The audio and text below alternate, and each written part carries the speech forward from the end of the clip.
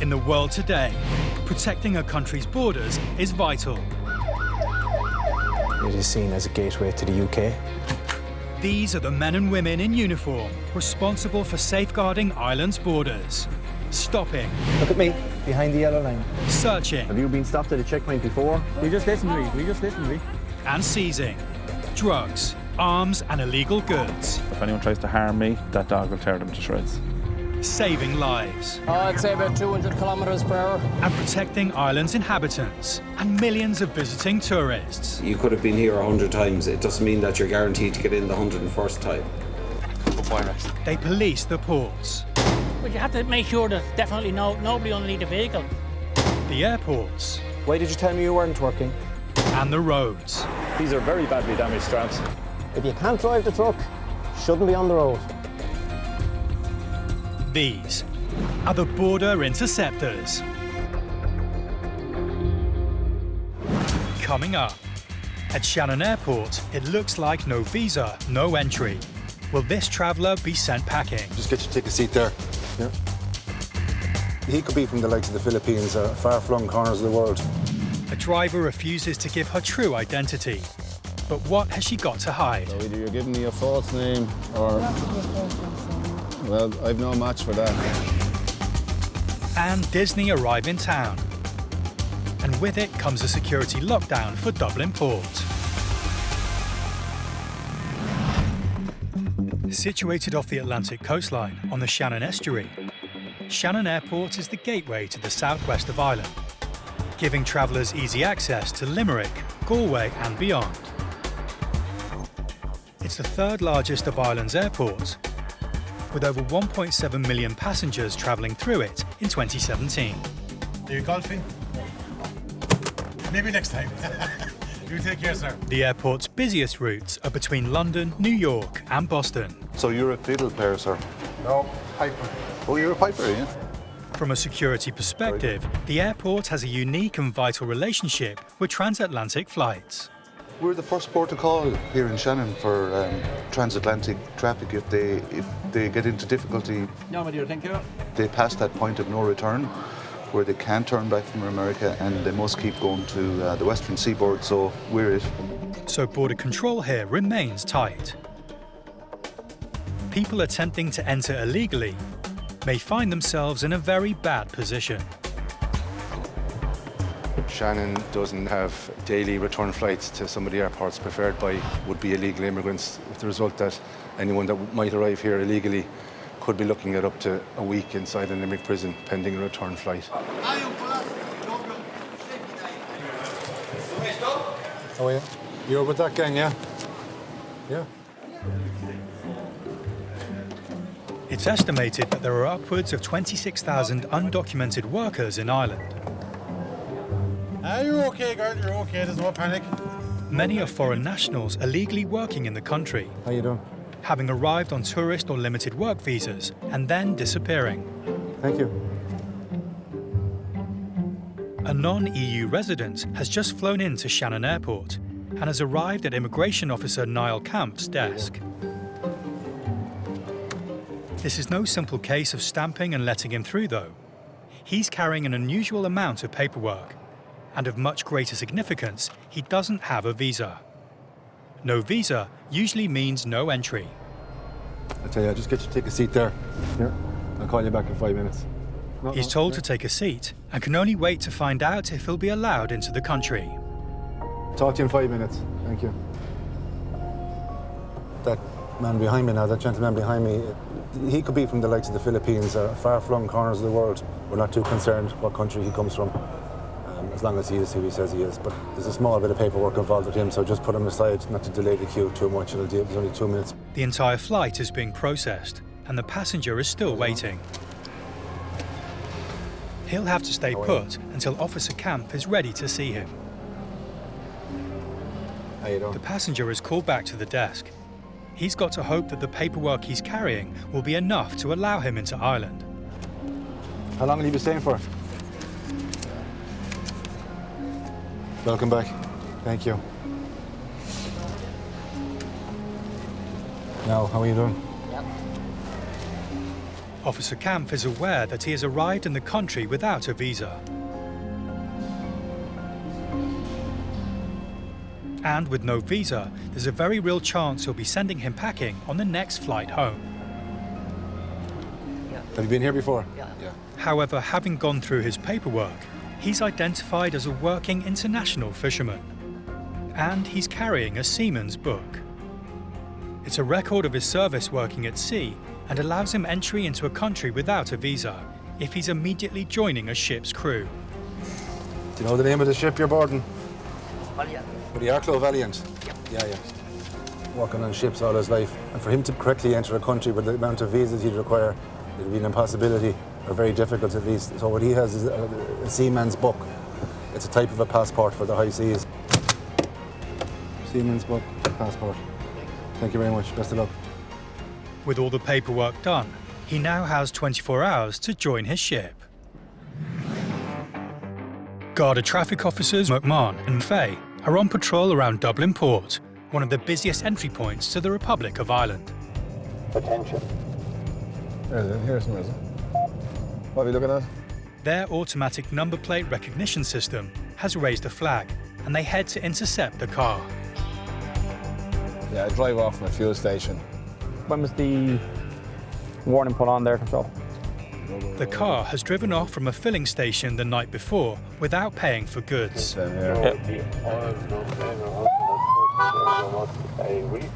They track it down and pull it over. What do you need to find, driver? Hello. Is this your own car, madam? It is, yeah. What's your name? Nicola Thompson. Yeah. What's your date of birth, Nicola? 28th of 5th, Yeah. 1974. Nicola, can you tell me who was driving the car last night around 9 o'clock? I was. You were. And the car was up in Navan last night at 9 o'clock at a filling station. It left without paying for wine and for oil. You don't know anything about that? Tango Bravo 208. Control, could you oblige with a driver lookup, please? Surname is Thompson, and the date of birth is the 28th of the 5th, 1974. Nicola, I'm not getting any match for any driving licence assigned to a Nicola Thompson, the 28th of the 5th, 1974. So either you're giving me a false name or... Well, I've no match for that. Anyone who has a licence in the country, their details are stored on their computer, and there's no match for Nicola Thompson, the 28th of May, 74. No, it's 28th of May. No, it's the 9th of August, 1988. You said the 28th of May, 74. No, sorry. You tell me 88. You're not 1988. So start giving me your correct name and address. I'll arrest you and take you to the Garda station, and we'll verify your details there. So give me, pardon me? Noreen. Noreen. Byrs. What's your date of birth, Noreen? 28th of the 5th? 71. One moment, please. Would you mind trying a different name, please, for the driver lookup? Burns, Byrnes, date of birth the 28th of the 5th, 1971. No, this is supposed to be a Noreen, but no match, no match. Having now been given two false names, will the Garda ever find out who the driver really is? While patrolling the major routes outside Dublin, linking the city with the port, airport and the rest of Ireland, police pulled over a truck that was driving erratically and exceeding the speed limit. The vehicle was immediately seized and the driver charged with dangerous driving. But suspecting there is more going on with this truck than meets the eye, the police have now called in Senior Transport Officer Seamus Lynch from the Road Safety Authority to investigate. The driver has to comply with certain rules. They're called the driver's hours regulations. So the driver has to take prescribed breaks, he's got to take prescribed daily rest and weekly rest periods. And he's also restricted to a certain number of driving hours. So the purpose of the tachograph then basically is to keep a record of all them breaks, rest periods and driving times. By manipulating the tachograph, they're disguising all of that, you know? Officer Lynch begins his investigation by printing out the distance travelled data from the tachograph, as well as the recorded engine speed. But the data doesn't add up. Now, when I look at the vehicle speed here, right, it's telling me that the vehicle never moved. That's fine. The guy could have been at rest that day. However, the engine speed between 600 and 800 revs, there's a 36-minute period there. From 800 to 1,000 revs, we've got 53 minutes. So if I add all these up, compare these two printouts, the vehicle speed, 0 for 24 hours. But this is telling me that the truck was actually moving for 7 hours and 23 minutes. You know, there's no doubt there's a device here somewhere. Officer Lynch, suspecting the vehicle's tachograph has been illegally tampered with, decides to take the truck back on the road to test it. Our tachograph is recording the fact that we're actually driving. That's what it's supposed to do. The speedometer is working, and it's based on the information we've got from the calibrated speed gun used by the sergeant here.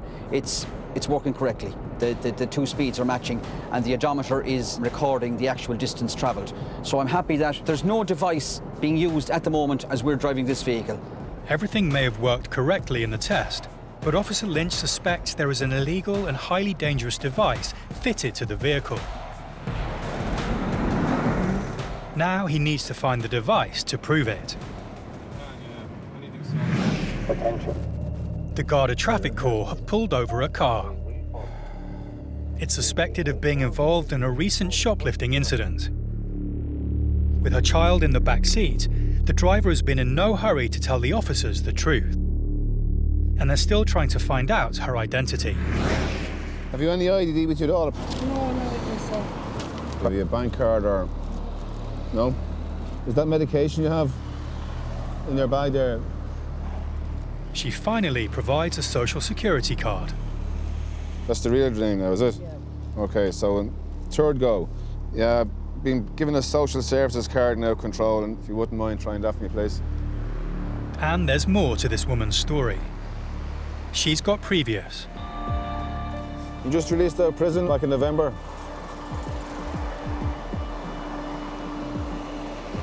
What was that for? What was that for? Shoplifting. And 9 o'clock last night, the car was up in Navan, shoplifting wine and pardon? Not only has she been inside, but she shouldn't be driving the car at all. She's no licence. She was disqualified for 10 years back in 2003 and didn't get a licence since. You're going to have to get someone to come down. The car's going to be seized under Section 41, OK? You have no licence or no insurance. You can't have insurance with no licence. The woman's desperate. She tries to bargain with the Garda, tipping them off about a drug shipment heading for Dublin. When I say a deal, I mean a deal, and you get what the best lot of heroin that ever came into Dublin. It's not who you know, it's what you know.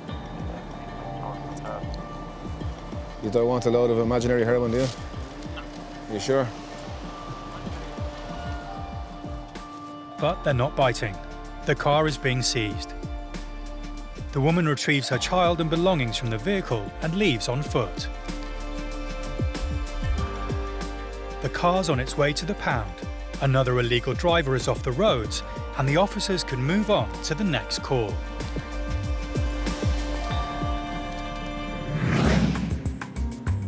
Dublin Port is a key entry point on Ireland's border, handling almost 50% of all trade. But as well as cargo and ferries, it's also popular with cruise liners. A record 151 cruises were confirmed for the 2018 season, bringing just over 270,000 visitors to Dublin and contributing €50 million to the local economy. Today, the port is welcoming the 300-metre-long Disney Magic, with its 2,700 passengers for the first time.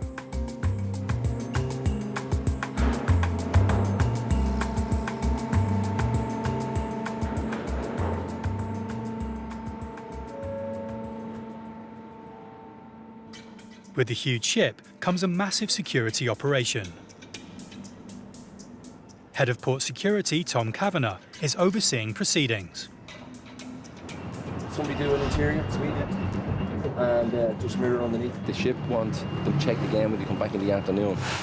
man, yeah. This cruise ship is the Disney Magic, and it's the first time she's been here, and it's a real good thing for us and for the passengers to come to Ireland for the first time. Disney is a global brand, and we're really enjoying having them here. There's a great atmosphere. There's an entertainment package put on here by Dublin Port. There's always a high level of security on the mall, but this particular one has come straight from the US. So the level of security afforded to this one is incredible. We're really on our top of our game for this particular one.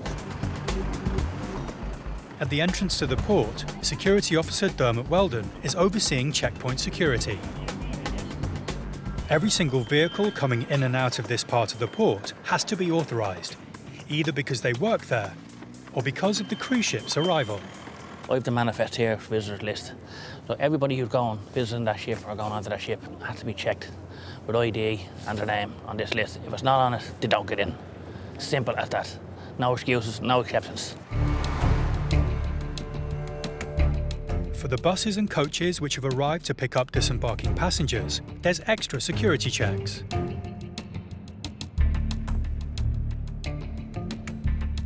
As Dublin Port is a potential high-profile target for a terrorist attack, the security team have to be vigilant, looking out for anything that might raise suspicion.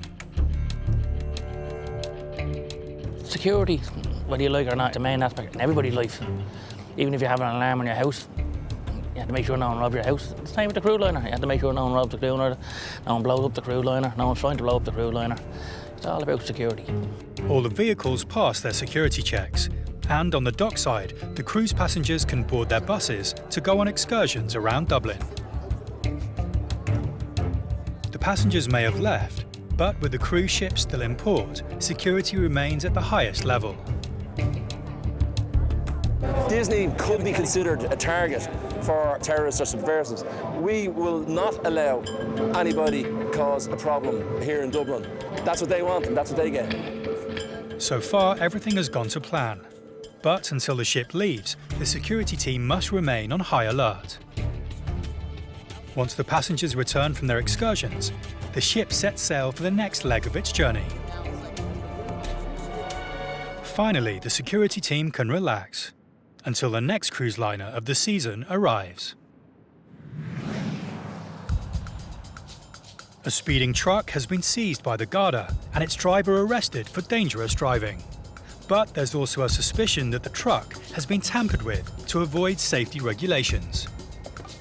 Road Safety Authority Officer Seamus Lynch has checked the truck's data and is certain it's fitted with an illegal device that stops the tachograph working correctly. When I compare these two printouts, the vehicle speed 0, but this is telling me that the truck was actually moving for 7 hours and 23 minutes.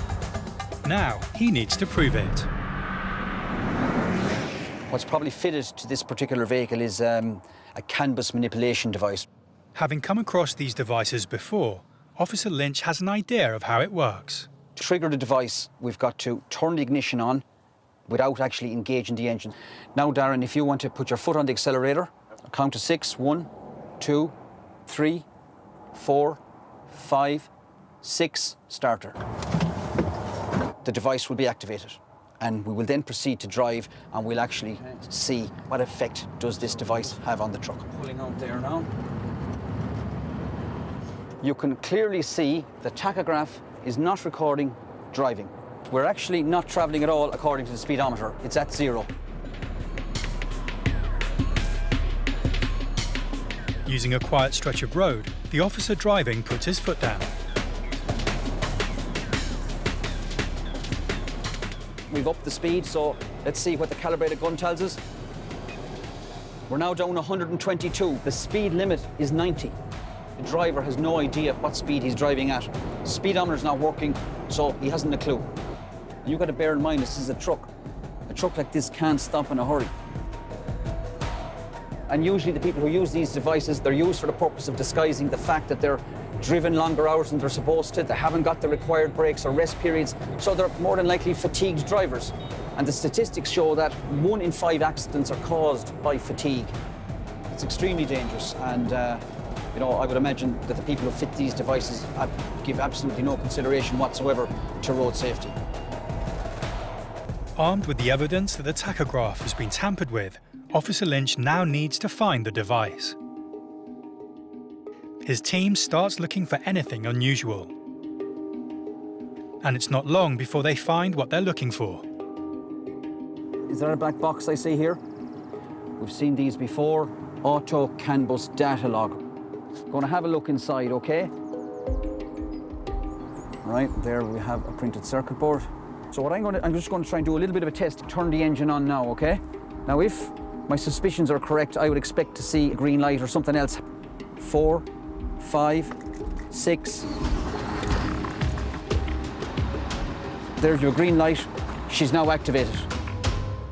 With the suspicions confirmed, the evidence Officer Lynch has uncovered will be used to prosecute the truck's operator and driver. The haulage industry is highly competitive, leading to companies taking risks to complete the work on time. But on this occasion, they haven't got away with it. They now face a fine of up to €5,000 and even 6 months in jail. It's all down to being motivated by money at the end of the day. The more work they carry out, the more they get paid.